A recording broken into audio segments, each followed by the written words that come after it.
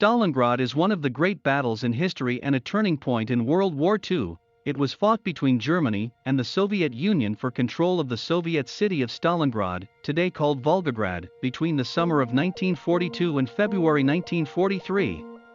The battle ended with the surrender of the German Sixth Army, and marked the beginning of the end of Germany's advance in this war.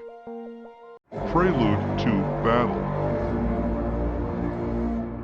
In the middle of World War II, German forces occupied most of today's Ukraine and Belarus in the spring of 1942, and the German army decided to attack southern Russia in the summer of that year. The Russian forces, led by the resolute President Joseph Stalin, really succeeded in repelling the German attack on the west of the country, the attack whose ultimate goal was the occupation of the capital, Moscow, in the winter of 1941 to 1942, but the Red Army suffered heavy losses in repelling the attack. In terms of both men and equipment, Stalin and his generals, including the later Soviet Union leader Nikita Khrushchev, expected another Nazi attack on Moscow, but Hitler and his army had other intentions, as they planned to attack the city of Stalingrad because of its industrial importance to Russia, as the city produced many important goods, including artillery used by the Russian army. In addition to the importance of the Volga River passing through the city in transportation, as it is a vital artery linking the west of the country to the Far East, not to mention Hitler's desire to occupy Stalingrad for the purpose of propaganda, as he saw that the invasion of the city known as the Soviet leader would serve Germany propaganda in its war, and for similar reasons the Russians felt the need to protect Stalingrad.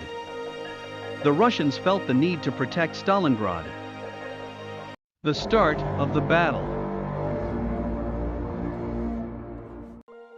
At first, the Russian forces were able to delay the German army's advance with a series of violent clashes north of Stalingrad, and lost in these operations about 200,000 fighters who were the price of repelling the German soldiers, and because the Russians understood Hitler's plans, they shipped a lot of granaries and livestock outside Stalingrad, but they were not evacuated.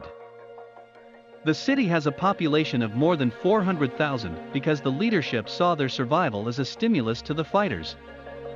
The bombing of the planes of the German Air Force, the Luftwaffe, which prevented the transit of shipments across the Volga River, and during that time the planes sank a number of Russian merchant ships sailing in it, and the bombing continued from late August until the end of the attack with dozens of strikes carried out by German planes. German planes dominated the skies of Stalingrad by September, and the Russians despaired until workers in the city other than the arms industry were asked to participate in the battle, sometimes without firearms, and the women had to dig trenches in the front lines, yet the Russians continued suffering heavy losses. When the autumn of 1942 came, Stalingrad lay in ruins. Don't take a step back.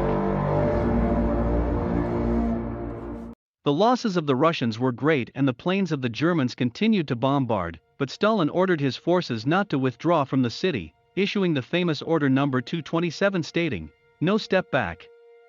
As for those who surrendered, they were subjected to military trials that sometimes led to execution. Stalin's officers began to send reinforcements to the city and its environs, after the number of forces in it collapsed to no more than 20,000 soldiers with less than 100 tanks.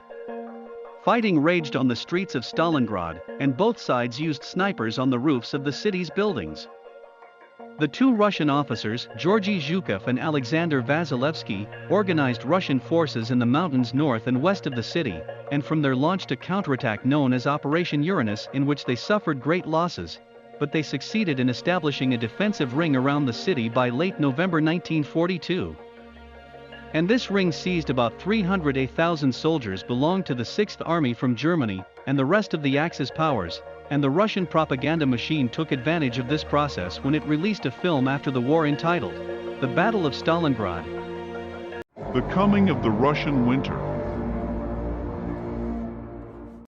The Soviet officers knew as soon as Russia's harsh winter came that the Germans would be in a weak position to fight in conditions to which they were not accustomed, so the Soviets began to strengthen their positions around Stalingrad and suffocate the Germans, denying them the necessary supplies and surrounding them basically like the knot around the neck of the hangman.